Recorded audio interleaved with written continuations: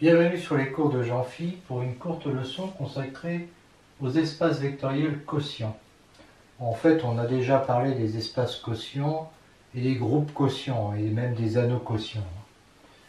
Alors, on a un cas espace vectoriel et on dit qu'une relation d'équivalence grand R définie sur E est compatible avec la structure d'espace vectoriel de E si, pour tous ces éléments-là de E, et quel que soit lambda appartenant à K, x en relation avec x' et y en relation avec y' implique que x plus y est en relation avec x' plus y', et lambda x est en relation avec lambda x'. Rappel, R est une relation d'équivalence sur E si quel que soit x, y, z appartenant à E. Réflexivité, x est en relation avec lui-même. Symétrie, si x est en relation avec y, y est en relation avec x. Transitivité, si x est en relation avec y et y avec z, alors x est en relation avec z. On notera E sur R, l'espace quotient, donc c'est là que je vais être très vite. Et x point, la classe de x appartenant à E. E sur R, c'est l'ensemble des classes d'équivalence. Une classe d'équivalence, c'est l'ensemble des y appartenant à E qui sont en relation avec x. Donc c'est une partie de E. D'accord ? Quel que soit... Alors en fait, j'ai oublié de le dire, mais la réunion des classes d'équivalence forment une partition de E. Quel que soit xy appartenant à E, x est en relation avec y si et seulement si x moins y appartient à la classe de 0. Alors la démonstration est évidente. Si x est en relation avec y, mais comme moins y est en relation avec moins y, la compatibilité avec les opérations implique que x moins y est en relation avec y moins y, c'est-à-dire avec 0. Donc x moins y appartient à la classe de 0. Et réciproquement, s'il appartient à la classe de 0, ça implique qu'il est en relation avec 0, mais comme y est en relation avec y, x moins y plus y va être en relation avec 0 plus y, donc x en relation avec y. On menait E sur R des opérations suivantes. Alors je les note plus point, et puis comme ça, truc. Bon, mais rapidement, on va abandonner cette notation. Donc voilà, quel que soit x, y, j'en ai oublié, x', y' appartenant à E, et lambda mu appartenant à K. Ah oui, mais pardon, non. Quel que soit x, y appartenant à E, lambda appartenant à K. Voilà, fatigue du soir, espoir. Bon, c'est possible parce que si on prend deux représentants de la même classe d'équivalence, alors on a ça, et donc x plus y sera en relation avec x', y' plus y', et donc les deux classes sont égales. Et là, c'est pareil. Donc l'opération est bien définie. E sur R est un cas espace vectoriel, démonstration. Bon, la commutativité est évidente. Parce que en fait plus est commutatif dans E. Donc celle-là aussi parce que x plus y comme ça est égal à la classe de x plus y, donc à la classe de y plus x qui est égale à y point plus x. L'élément neutre c'est la classe de 0 parce que la classe de 0 plus classe de x est égale à la classe de 0 plus x égale à la classe de x. La commutativité d'x c'est la classe de x plus classe de 0. L'opposé de classe de x c'est la classe de moins x, parce que si on additionne, ça fait la classe de 0. Commutativité, toujours. L'associativité, bon, je vous laisse regarder. Ça, c'est la classe de y plus z. Donc, ça va être la classe de ça. Mais il y a l'associativité de l'addition. Donc, c'est la classe de ça. Donc, c'est classe de x plus y plus classe de z égale ça. Un truc x égale classe de 1x égale classe de x. Lambda truc mu truc x. Alors lambda mu ça appartient à K. Alors, ça fait lambda truc mu x égale lambda classe de lambda mu x égale lambda mu x. Parce qu'on a E est un K espace vectoriel. Donc c'est la classe de ça. Et donc c'est lambda mu classe de truc classe de x. Et puis là bah, c'est pareil. Lambda truc x plus y, bah, ça fait lambda truc classe de x plus y, donc ça fait classe de lambda x plus y, donc classe de lambda x plus lambda y, donc classe de lambda x plus classe de lambda y, donc lambda truc x plus lambda truc y. Lambda plus mu truc x, ben, ça va être la classe de lambda plus mu x, mais lambda plus mu x, ça fait lambda x plus mu x. Donc on sépare les deux classes, et puis ça c'est ça, et ça, et ça. Donc c'est terminé. Alors, on voit que l'écriture est assez compliquée avec les points et les trucs. Donc on la simplifie en remplaçant ça, en mettant ça à la place de ça, et ça ou ça, c'est-à-dire un point ou rien, à la place de ça. On garde les notations précédentes. Alors la classe de 0 est un sous-espace vectoriel de... N'oublions pas que la classe de 0, c'est l'ensemble des x appartenant à E qui sont en relation avec 0. C'est une partie de 0 appartient à la classe de 0, parce que 0 est en relation avec 0. Si x, y appartiennent à la classe de 0 et que lambda appartient à k, eh bien x est en relation avec 0, donc lambda x est en relation avec lambda fois 0, donc lambda x est en relation avec 0, et y est en relation avec 0, donc lambda x plus y est en relation avec 0 plus 0, égale 0, la tête à Toto, donc lambda x plus y appartient à la classe de 0, qui est donc bien un sous-espace vectoriel de...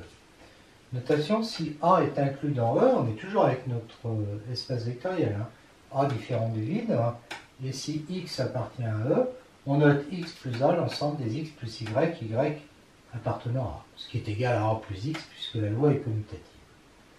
E est un K-espace vectoriel, H est un sous-espace vectoriel de E, et R la relation définie sur E par x en relation avec y, si et seulement si x moins y appartient à H. D'accord? En fait, H, ça joue le rôle de la classe de 0 qu'on avait avant. Alors, x en relation avec y équivaut à x appartient à y plus h, équivaut à y appartient à x plus h. Démonstration. X moins y appartient à h implique que x moins y égale h appartient à h, appartenant à h, ce qui implique que x est égal à y plus h, appartenant donc à y plus h. Si x appartient à y plus h, il existe h tel que ça, ce qui implique que y est égal à x plus moins h, qui lui aussi appartient à h. Donc ça veut dire que y appartient à x plus h. Et si y appartient à x plus h, alors y égale à x plus h, donc x moins y est égal à moins h, qui appartient à h. Donc x est en relation avec y. Donc on a bien les équivalences. R est une relation d'équivalence compatible avec les lois. Bah, x moins x est égal à 0 appartient à h, donc x est en relation avec x. Si x est en relation avec y, x moins y appartient à h, donc son opposé aussi. Donc y moins x appartient à h, donc y est en relation avec x. Si x est un ry et y rz, bah, x moins y appartient à h, y moins z appartient à h, donc la somme appartient à h. Donc x moins z appartient à h, donc x est en relation avec z. Donc on a bien une relation d'équivalence.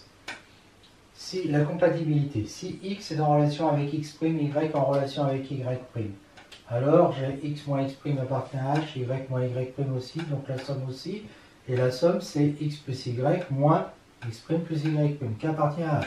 Donc x plus y est en relation avec x' plus y'.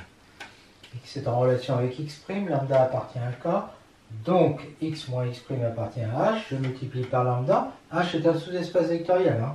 Donc ça appartient à h, donc lambda x moins lambda x' appartient à h. Donc lambda x est en relation avec lambda x'. Et donc on a la compatibilité. Propriété, classe de 0 égale h, et quel que soit x appartenant à E, classe de x est égale à x plus h. Démonstration, x appartient à la classe de 0, ça équivaut à x moins 0 appartient à h, équivaut à x appartient à h. Donc la classe de 0 est égale à h. Y appartient à la classe de x, équivaut à y moins x appartient à h, équivaut à y appartient à x plus h, donc classe de x égale x plus h.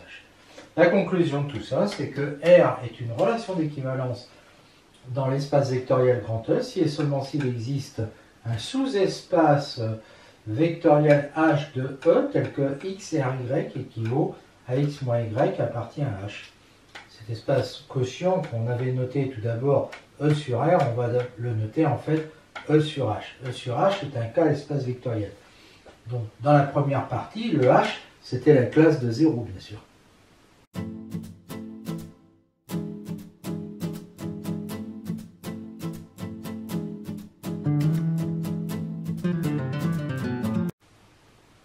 Soit E un K espace vectoriel de dimension n supérieure ou égale à 1, H un sous-espace vectoriel de E. Alors, E sur H est un K espace vectoriel de dimension finie, et dimension de E sur H est égale à dimension de E moins dimension de H. Alors, on verra tout à l'heure qu'il y a un moyen très simple de démontrer ça. Là, on va le faire d'une autre façon. On sait déjà que E sur H est un K espace vectoriel, on va distinguer trois cas. Premier cas, H est réduit à 0, soit B une base de E, quel que soit x appartenant à E, il existe des lambda K, tel que x est une combinaison linéaire des EI. Et donc, classe de x est égale à la somme des lambda I classe des EI. Et donc, on voit que on a ici une partie génératrice de E sur H. Supposons qu'on ait une combinaison linéaire nulle avec cette partie. Donc, ça veut dire que somme des lambda I EI appartient à H, qui est réduit à 0. Donc, on a cette égalité, donc tous les lambda I sont nuls. Donc, cette partie génératrice est libre. Donc, c'est une base de E sur H. Et on a bien dimension de H qui est donc égale à n. Et n, c'est bien dimension de E qui fait n, moins dimension de H qui fait 0. Maintenant, le cas où H est égal à E, quel que soit x, y appartenant à E, on a x moins y qui appartient à E, donc à H. Donc, deux éléments quelconques sont forcément en relation. Donc, il y a une seule classe qui est H égale la classe de 0. Et donc, E sur H, c'est en fait l'espace vectoriel classe de 0, de dimension 0. Et dimension de E sur H, ça fait donc 0. Et c'est bien dimension de E moins dimension de H, puisque E et H sont confondus. Et ensuite, le cas le plus intéressant, H n'est pas réduit à 0, et H est différent de E, donc sa dimension P est entre 1 et n-1. On considère une base de H que l'on complète pour avoir une base de E, et on va montrer que ça, c'est une base de E sur H. Si x appartient à E, il existe une combinaison linéaire qui donne x. La classe de x est égale à ça. Mais pour i compris entre 1 et p, EI appartient à h, donc classe de EI est égale à 0. Donc classe de x va être égale à somme de p plus 1 à n des lambda i de classe de EI. Donc B2 est bien génératrice de E sur H. Supposons maintenant que somme des lambda k classe de EK est égale à 0. Donc ça nous fait que la classe des sommes de p plus 1 à n des lambda k EK est égale à la classe de 0, et donc que ce vecteur-là appartient à H. Bon, mais on sait que... Donc il appartient à H, d'accord. Donc comme il appartient à H, eh bien, et qu'on a une base de H, voilà, je cherchais, il existe des coefficients lambda 1 jusqu'à lambda p, tels que ce vecteur-là, donc ce vecteur-là, c'est celui-là, hein, eh bien, il va être égal à la somme de la 1 à p des lambda k EK. Donc quand on envoie tout de l'autre côté, ça fait ça. Seulement, B, c'était une base, on avait complété là pour avoir une base de E. Donc en fait, tous ces coefficients sont nuls.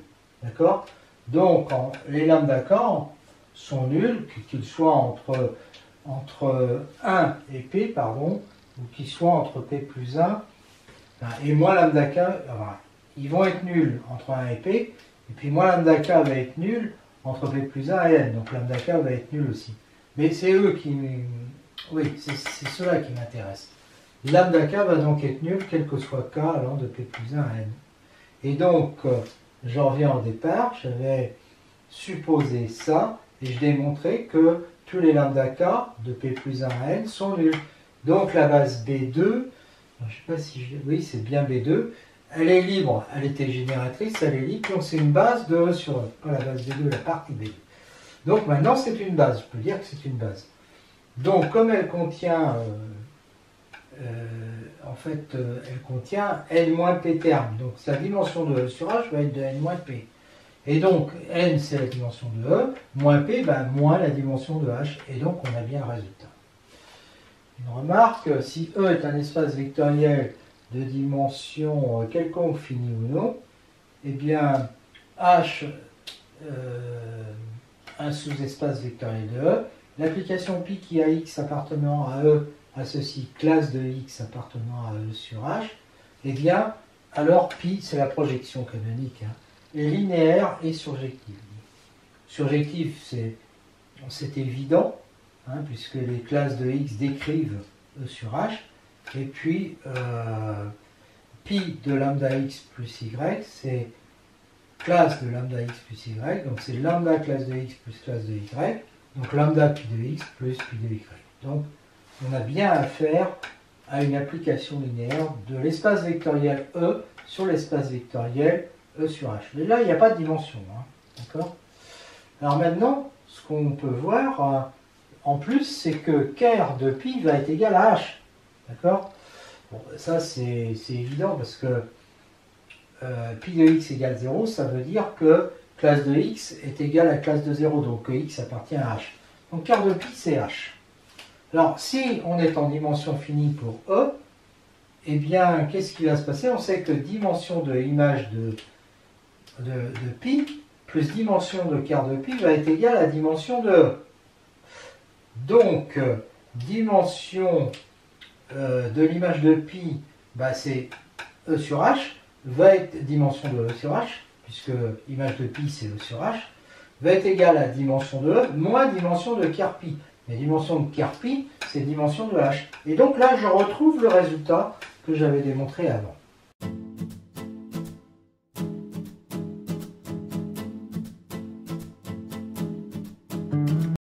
Soit E un espace vectoriel normé, H un sous-espace vectoriel fermé de E.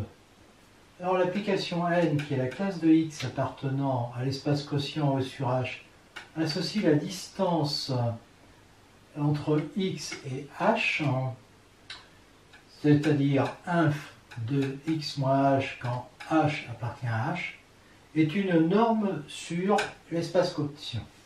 Alors il faut bien voir d'abord que N est bien défini, parce que si on prend deux représentants de la même classe, alors X moins H, X moins Y appartient à H.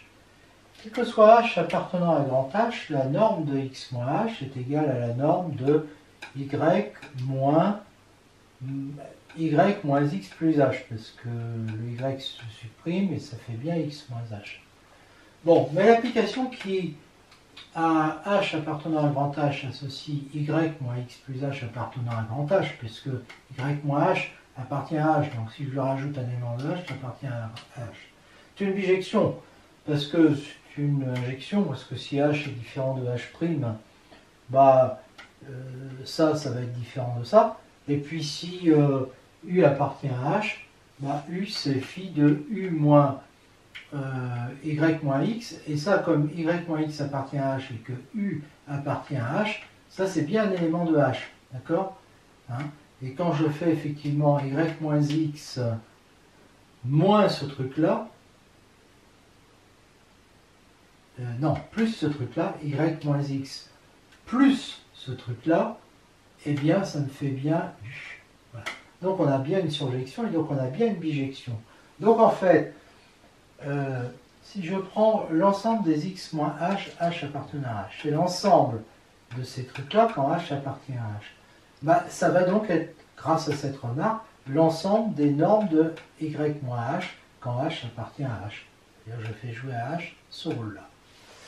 Et donc, l'inf va être égal à cet inf-là. Et donc, n de la classe de x est égal à n de la classe de y. Donc, ça ne dépend pas du représentant. N supérieur ou égal à 0, c'est évident, hein, puisque n, c'est une distance. Hein, c'est d. Donc, ça, toutes ces distances-là sont positives. Donc, le résultat ici est supérieur ou égal à 0. N de x point égale 0, ça équivaut à dire que distance de xh égale 0, ce qui équivaut à dire que x appartient à h bar. Là, je vous renvoie au cours de topologie. Mais h est fermé, donc h bar est égal à h. Donc n de x point égale 0 équivaut à x appartient à h. Et h, on sait que c'est la classe de 0. Lambda appartenant à k étoile, n de lambda x point est égal à n de la classe lambda x, égale distance entre lambda x et h, égale inf des normes de lambda x moins h quand h décrit grand H. Et là, je vais mettre en facteur lambda, donc c'est l'inf des modules de lambda multiplié par norme de x moins h sur lambda. Je peux faire ça parce que j'ai choisi lambda différent de 0. D'accord? Égale lambda, enfin module de lambda, inf de ces trucs-là. Alors là aussi, je reprends une application, celle-là, qui est une bijection évidente, parce que h est un sous-espace vectoriel. Et donc, l'ensemble de ces trucs-là, c'est pareil que l'ensemble des x moins h quand h appartient à h. Et donc, n de lambda x classe de x est égal à valeur absolue de lambda inf des x moins h quand h appartient à h, c'est-à-dire valeur absolue de n de x. Le résultat reste vrai pour lambda égale 0, puisque ça fait n de 0 qui vaut 0, est égal à 0 fois n'importe quoi, égale 0, la tête à Toto. Donc on a toujours ça. Si xy appartient à E, il faut démontrer l'inégalité triangulaire. On prend xln positif. Alors, la définition de D, c'est-à-dire de l'inf, ça veut dire qu'il existe h appartenant à h tel que norme de x moins h soit inférieure à d de xh plus epsilon sur 2. Et de même, h' appartenant à h tel que norme de hy moins h soit inférieure à d de yh plus epsilon sur 2. Alors d de x plus h, à distance de x plus h à x plus y à h, ça va être évidemment inférieur ou égal à x plus y moins h plus h', puisque h plus h' c'est un élément de h, parce que c'est un espace vectoriel. Donc, et ça peut s'écrire à x moins h plus y moins h', d'accord? Et donc, et ça c'est toujours inférieur ou égal, là c'est l'inégalité triangulaire avec cette norme, et ça va donc être inférieur à ça, et ça va être inférieur à ça. Donc en fait, ça c'est inférieur ou égal à ça, plus 2 fois epsilon sur 2, c'est-à-dire epsilon. Et ça c'est vrai quel que soit epsilon positif, donc quand on fait tendre epsilon vers 0, on obtient que la norme de x, de classe de x plus classe de y, est inférieure ou égale à, là je reconnais n, oui, parce que ça c'est ça c'est n de x, et ça c'est n de y. D'où le résultat. Voilà. Alors, nous allons prouver après que si cet espace-là est un EVN complet, alors celui-là est aussi un EVN complet.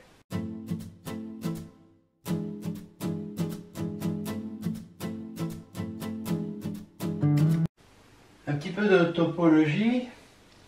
E est un espace vectoriel normé complet. H un sous-espace vectoriel de E. Alors, le quotient E sur H, n, avec sa norme n de x point égale d de x à h, est un espace vectoriel complet. Démonstration, on considère une suite de Cauchy de E sur H, donc elle vérifie ça. En prenant epsilon égale 1 sur 2 puissance n et n appartenant à n étoile, il existe un n, que je peux noter phi de n, tel que pour PQ supérieur ou égal à phi de n, on est ça. Alors on peut aussi s'imposer que phi de n plus 1 soit plus grand que phi de n, en prenant le sup de n plus 1 et du précédent auquel on a rajouté 1. Comme ça on aura phi qui sera strictement croissante. Et là-dedans, en choisissant P égale phi de n plus 1, qui est supérieur à phi de n, et Q qui est égal à phi de n, eh bien, on va pouvoir appliquer ça, et donc on a ça. Il existe un élément de H, tel que, puisque on a ça, la distance entre x phi de n plus 1 moins x phi de n est un élément H, soit inférieur à 1 sur 2 puissance n. Alors cet élément H, comme moins h est aussi comme moins h est aussi dans h, cet élément je vais l'appeler moins h, d'accord? Parce que cet élément c'est l'opposé de quelqu'un qui est dans h. Et donc moins hn inférieur à ça. Quel que soit n, on pose yn est égal à x phi de n plus somme de 1 à n moins 1 des hi. Et donc on a norme de yn plus 1 moins yn qui va être égal à phi de n plus 1 moins x phi de n moins le dernier qui reste là, c'est-à-dire hn. Mais comme plus yn plus 1, ça va faire plus hn. Voilà, c'est ça. Et donc, cette norme-là va être inférieure à 1 sur 2 puissance n. La série 1 sur 2 puissance n est convergente. Donc, celle-là, comme c'est plus petit, comme norme de yn plus 1 moins yn est inférieure à 1 sur 2 puissance n, cette série-là va être absolument convergente. Donc convergente, de limite grand L. Parce que on a un espace complet, donc quand une série est absolument convergente, elle est convergente. J'appelle Sn égale ce truc-là. Donc ça, c'est égal à yn, hein, parce que qu'est-ce qui va rester là-dedans quand on fait ça? Il va rester yn moins y1. Donc yn est égal à y1 plus Sn. Mais Sn, ça converge vers la limite qu'on a dit avant, c'est-à-dire L. Donc ça va converger vers une certaine limite y. Donc n, alors n de la classe de x phi de n moins classe de y est égal à n de cette classe-là. Et donc ça, c'est les d distances entre x phi de n moins h moins y et h. Donc ça, c'est inférieur ou égal à norme de x phi de n moins y moins h, où h, je prends pour h celui-là qui appartient à h, parce que chaque hi appartient à h. Et c'est pour ça qu'on a cette inégalité. X phi de n plus somme des hi est égal à yn. D'accord? Alors là, le moins fait un plus. D'accord? Donc en fait, j'obtiens que n de x phi de n moins y point est inférieur ou égal à yn moins y, norme de yn moins y, qui tend vers 0, puisque la suite yn converge vers y. D'accord? Donc, et ça c'est une convergence dans E, bien sûr. Donc, ici, la classe de x phi de n converge vers la classe de y dans E sur h, et comme phi est strictement croissante, ça, c'est une suite extraite de ça. Donc on a une suite extraite qui est convergente et la suite qui est de Cauchy. Donc la suite converge et elle a même la même limite que la valeur d'adhérence qu'on a trouvée, c'est-à-dire y point. Donc tout de suite de Cauchy de E sur Hn est convergente, donc E sur Hn est complet. Rappelons que la topologie quotient définie sur E sur H par si U, alors U est un ouvert, si et seulement si P-1 de U est un ouvert de la topologie de départ, qui n'est pas forcément d'ailleurs défini par une norme. Là je parle pour un espace topologique quelconque. Et que pour cette topologie-là, eh bien, l'application pi qui à x fait correspondre à la classe est continue. Alors maintenant je me situe avec mon espace vectoriel normé et H un sous-espace vectoriel fermé. Alors la topologie θn définie par la norme sur la norme n qu'on a vue avant sur E sur H coïncide avec la topologie quotient, c'est-à-dire qu'on a ça. Alors comme pi était continu avec cette topologie quotient, ben, il va être aussi avec cette topologie-là qui est la même. Démonstration. U, si U est un ouvert pour E sur H et x point appartenant à U, alors x appartient à pi-1 de U qui est ouvert de E. Donc il existe une boule ouverte dans E qui est contenue dans ça. Et donc pi de cette boule va être inclus dans U. Donc en fait, à chaque fois que y moins x sera inférieur à R, eh bien y appartiendra à la boule et donc y point va appartenir à U grâce à ça. Si y point appartient à la boule, alors là je suis dans la topologie, je suis dans E sur H, dans cette boule là pour la norme n, alors on a ça, et donc on a ça, et donc il existe H tel que l'on est ça, d'accord, puisque là c'est inférieur strictement, et donc y moins H appartenant à H, et donc y moins H appartient à la boule, et donc y point moins H point va appartenir à U. Mais H point ça fait 0. Donc Y point est égal à... Donc Y point appartient à U. Voilà. Y point appartient à la boule de centre X point et de rayon R implique que Y point appartient à U. Donc ça veut dire que, quel que soit X point appartenant à U, il existe une boule de centre X point et de rayon R inclus dans U. Ce qui veut dire que U appartient à θn. Donc cette topologie est incluse dans celle-là. Maintenant, réciproquement, si je prends U appartenant à θn, il faut montrer que pi-1 de U appartient à ça. Soit X appartenant à pi-1 de U. X point appartient à U. Donc il existe ça. Soit Y appartenant à la boule de centre X et de rayon R. D'accord? Donc norme de Y moins X est inférieure à R. Donc norme de Y moins X moins 0, et 0 appartient à H, est inférieur à R. Et donc la distance de Y moins X à H est inférieure à ça, et donc inférieure à R. Donc N de Y point moins X point est inférieur à R. Ce qui veut dire que Y point appartient à cette boule-là, qui est inclus dans U. D'accord? Donc à chaque fois que Y appartient à cette boule, Y point appartient à celle-là. Donc ça veut dire que cette boule-là est inclue dans pi-1 de U. Et donc, oui, parce que Y point appartient à U. Voilà, c'est ça. Donc on a ça. Donc, quel que soit X appartenant à pi-1 de U, j'ai été capable de trouver une boule de centre X et de rayon R inclus dans pi-1 de U. Ce qui veut dire que pi-1 de U est un ouvert pour la topologie qu'on a sur E. Et donc ça implique que, parce qu'il y a équivalence, hein, voilà, ça implique que U est un ouvert pour E sur H. On était parti de U qui était un ouvert de θn. Donc ça veut dire que θn est inclus dans θe sur H. Mais comme on avait l'autre inclusion, on en déduit que θn est égal à θe sur H. Et donc, comme je l'ai dit, pi est forcément continu.